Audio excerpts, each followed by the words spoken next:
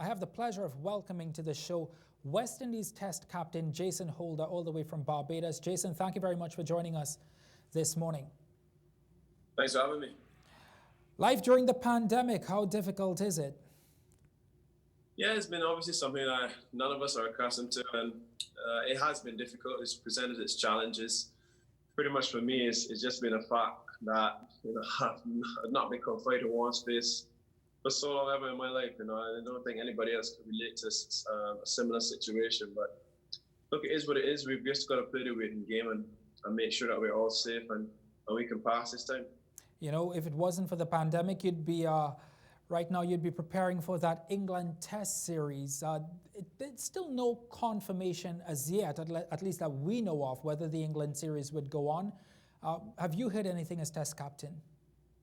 No, we're still sitting back and waiting. I just think it's a situation where we're all monitoring the situation over in England, particularly in Europe as well too. And I've seen a few things in other sports where they've pushed their schedules back, but not having fans, at least for the first part of it. But it's just a waiting game. We can only sit tight and hope and pray that we can resume some kind of normalcy in a not too distant future. This thing has been really, really serious, as we all know, and it's claimed quite a few lives throughout the world. And I guess that's the last thing that any of us would really want. So I think we've got to play the safety card first before we can even think about, resuming our normal lives. If the series does come off minus fans, how would you view that? Yeah, it would be something really difficult to play at the highest level in front of empty stands. But to me, it's not ideal. But if circumstances do dictate that has to be the case, well, I just think we've got to get on with it. There is a bigger picture in terms of cricket actually being played. There are a number of events going on, bilateral and also the Test Championships. So it's just a matter for us just to get on with it and accept it for what it is if it comes to that. I'm glad that you mentioned the World Test Championships, Jason.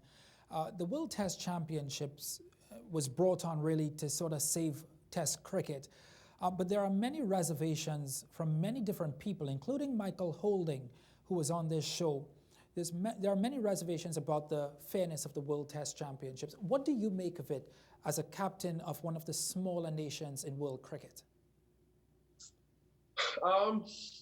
To be honest, we've only had one series so far in the World Test Championship. I've followed it closely from the inception. And I think it's a reasonably fair system.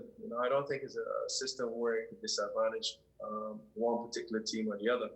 But it all boils down to the cricket that's played. If you want to be the best side in the world, you've got to play the cricket to dictate that.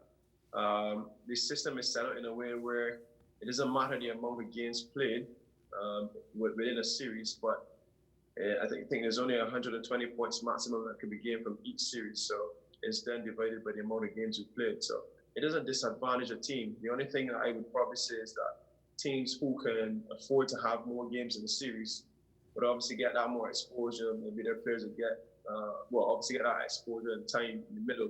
Whereas the smaller countries who may not be inclined to having 4 or 5 match series would only be limited to 2 or 3, which obviously gives you less cricket to play and puts you at a slight disadvantage from that aspect. But overall, in terms of the point system, I think is pretty clear and pretty fair. But obviously, for us in the West Indies particularly, we would probably like to play a little bit more cricket as well. Last year, I'm not sure if you view it this year, but late last year, the burden of white ball captaincy was relieved from you. First, if I can just explore that part, it was during the Caribbean Premier League. President Ricky Skerritt met you in St. Kitts and Nevis, if I can remember correctly. How did you react to that? I wasn't met personally by the president. He did phone me to give me the news, and yeah, it was a surprise. And I guess after the World Cup, you could probably expect something similar. But look, it's something I just try to move on from. It's something beyond my control. For me, the bigger picture is just trying to fit back into the team as a normal player, and as opposed to being the captain of the side. And for me, that transition has been an interesting one to say the least. It's been a while since I've just been in the pool as a player, and to transition back as a player from being captain has been a little strange to me. So I just think for me, it's just finding my coping mechanisms and finding ways to get the best out of myself and be productive for West Indies cricket. Yeah, but you still have a very bright future in the white ball game. In fact, your white ball game is as strong as it's ever been, really. Yeah, I mean, I enjoy white ball cricket. At 28 years old, I'm trying to play as much cricket as I possibly can. Especially in these next 4 to 5 years. I think these are going to be going to my best years, and I'm looking forward to the next couple of years ahead. The last couple of white ball series probably didn't go as well as I would have liked, but personally and mentally, I'm still there. I'm really attuned to what's going on, and I think I still have a massive contribution to make to West Indies cricket. So yeah, I'm looking forward to the new challenge, and I'm still looking forward to probably playing a little bit more T20 cricket as well.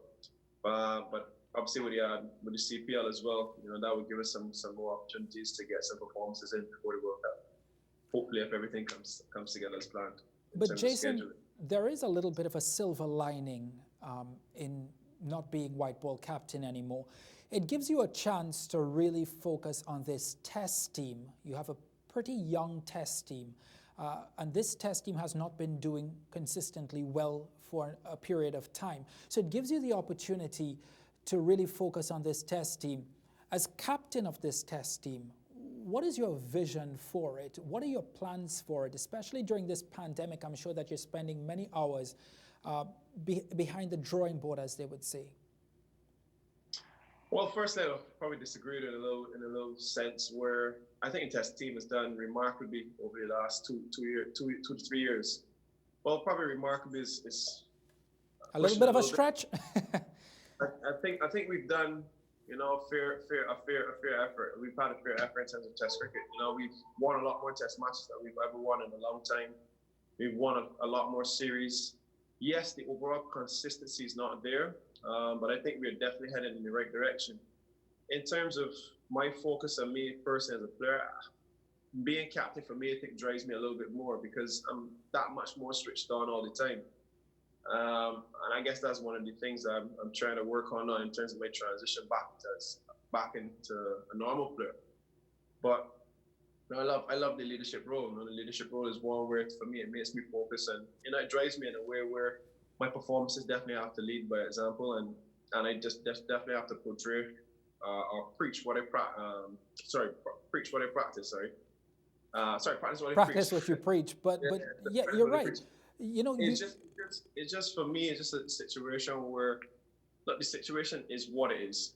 I have been relieved as a captain. Being disappointed, yes, is one thing, but yeah, did it hurt you, Jason? Did it hurt you when you lost the white ball captaincy? Well, it strikes me as it hurt you a little bit. Yeah, it would definitely hurt anyone. I don't think there's a soul in this world who would be given or entrusted with a role such as leadership of the Caribbean cricket team. It being taken away from you and you not or you not feel disappointed. But for me, just seeing the bigger picture, there have been people who've been hired and employed to do a job, and that's to administrate West Indies cricket, and they will make decisions for the best interest of West Indies cricket. And if that's the decision made, then I've got to definitely accept and move on. And as I said, I still have a massive contribution to play in terms of my on-field and off-field contributions. So I just think I would just go and do it to the best of my ability.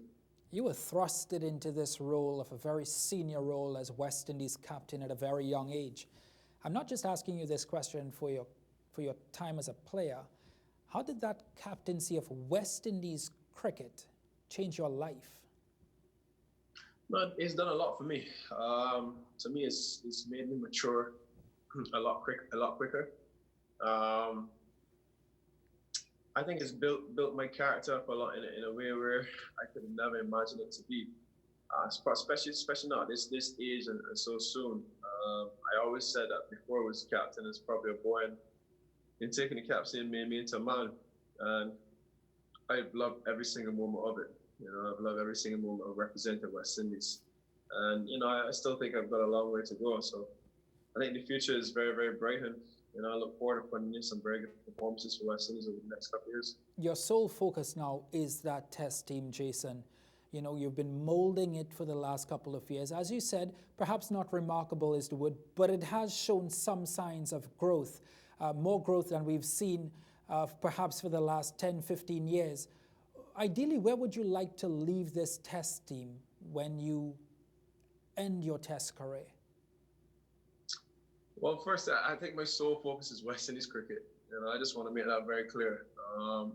Yes, I am captain of the West Indies Test side, and that's obviously where the leadership side of me lies. But my contribution is solely to West Indies cricket, and I think West Indies cricket is so diverse in many different ways. And for us as players, we've got to understand each and every one of us has a part to play in this whole puzzle. And for me, I just don't want to segregate myself to be pigeonhole myself to one particular format. Yes, I am the captain for the test team, but as I've crossed formats for a number of years, I think my full focus is just solely on West Indies cricket. Ideally, I think in all three formats, not only test cricket, we all want to see our teams going up to number one, the number one right side in the world. And that will take some time.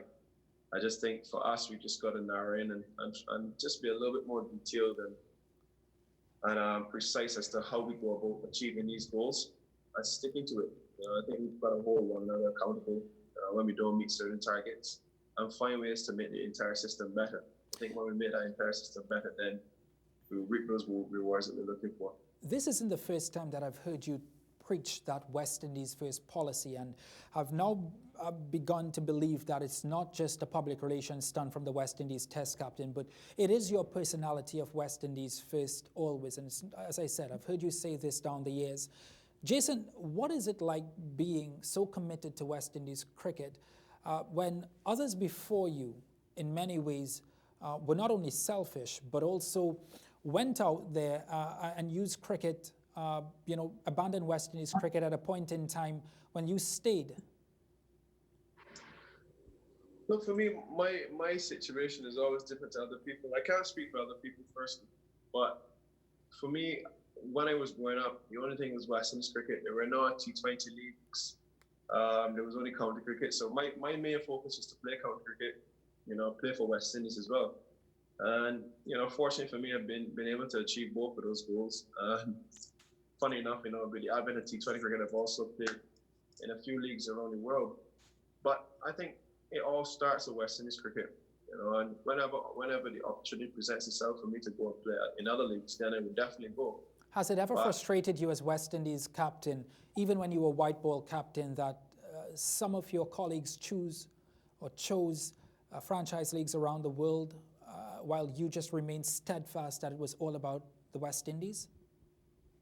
Look, I don't judge people for their decisions. Everybody's got their own personal life to live.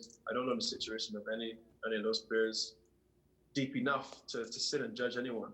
They made their decisions, and I'm still very close with a lot of them, and I don't resent them for whatever decisions they made. At the end of the day, they've got their own livelihoods to look after, and I don't think any of us just to sit back and judge them. At the end of the day, they've got to put food on the table for their families, and they've got to secure their futures. So for me, I don't want to get into that, as I don't judge people for what they do. I just think that with every consequence, there's a reaction. Sorry, every action is a consequence. Sorry, it's a little bit mixed up this morning, but that's fine. But yeah, it's just a matter for us to try to find ways to make the system better. And I think each stakeholder has a part to play. We've just got to find ways to make the entire system better. And I think once the system is one that we can rely and trust, then we'll have more and more players staying around and have more full access to all of our players. You're just 28. Do you ever give any thought to what you'd like your post-cricket career to look like? Yeah, definitely I have a good idea of what I want to get into. For me, it's mainly into investing now and making sure that I can have some kind of income outside of cricket. And for me, I have got a keen interest in building. I think I would like to look into some contractual stuff and maybe do some building, refurbishing, that kind of thing. So no coaching, no cricket commentary, no broadcasting, no managing. I don't want to rule it out, but I don't think that would be a first priority. I think spending, so far I've spent probably 8, 9 years on the road playing cricket professionally. I mean, 10 years holistically if I look at it from the first class point of view. And hopefully, if everything goes well and I can stay fit and healthy, I hope that I could get probably another, 6, 7, 8 years out of me, and that'll be a long time on the road. I'm a family-oriented guy, so I pretty much would like to settle down at some point, start a family and spend some time with them. So I don't want to say that my post-cricket career would actually take me back down to the world cricket full time.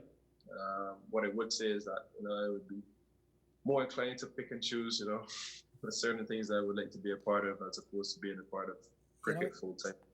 Jason, you were a young captain in the midst of some turbulent times in West Indies cricket administration, not least the last administration. What do you make of Ricky Scarrett's first term as president, first year as president? Look, I don't want to get into the administrative side of it. They've got their job to do. I think the president's come in at a very key time.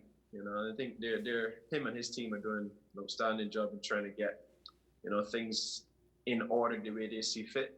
I think they've got the support from a number of people, which I think is always key. And I think once that support comes holistically, then it makes everybody's job a lot easier. And it's not a one-man job. I don't think it's ever been a one-man job. It's a case where everybody who's a part of the organization has to pull their weight.